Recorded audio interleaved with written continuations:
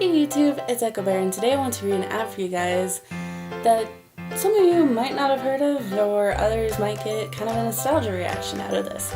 Today I want to talk to you guys about an app that's called Pocket God. Now before I get into talking about this app and either telling you or reminding you what all this app's about, let's get through the serious stuff. So Pocket God was made by Bolt Creative, and the first ever release on the iOS device was January 9th, 2009. By app standards, this app is getting crazy old. But pretty much, it was one of the first apps I was ever exposed to.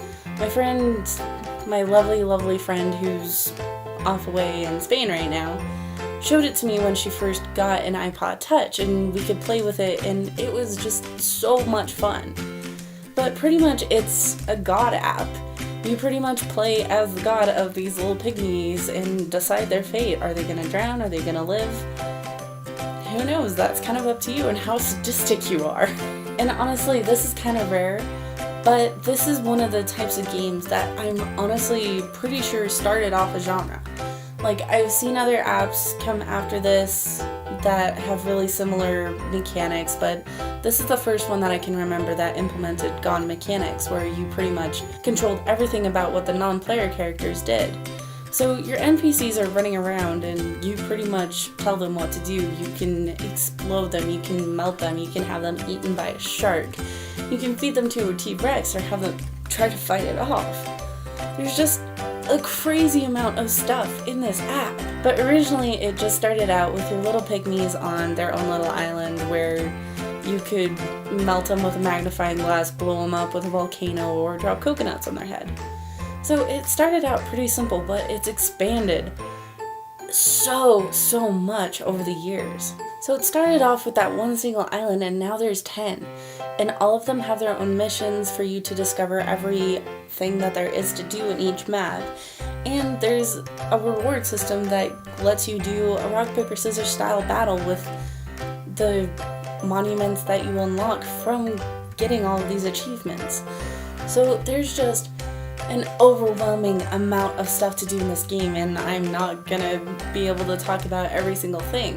But honestly, just thinking back to it, it was just such an amazing way to use the touch aspect of the iPod Touch when it first came out. I remember it was my first time ever using an iPod Touch, and it was honestly like really confusing. My friend had explained to me you don't use your nail and you don't have to hit it really hard, you just had to touch it really simply.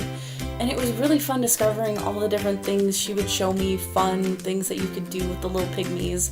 And yeah, it was just, it's such a nostalgic app for me that it's one of my favorites, and honestly I can't believe I've waited this long to talk about it. But pretty much with Pocket God, if you haven't played it before and don't really get the nostalgic fuzzies that I get for it, you pretty much control a group of pygmies that run around on this island. You can make them fish, have them do all sorts of things. But it's kind of up to you if you're gonna be mean to them or nice to them. Pretty much this game leads you in the direction of being mean to them for most things. But overall, like, it's just up to you. There's not a lot of repercussions for what you do. You can leave the island and come back and everything's reset.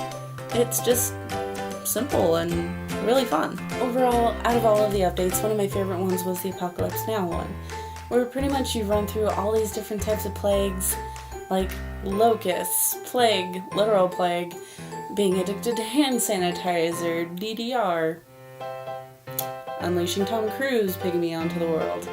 But pretty much you get to unleash the apocalypse onto the world and then figure out how to stop it by using all of those things that I just mentioned.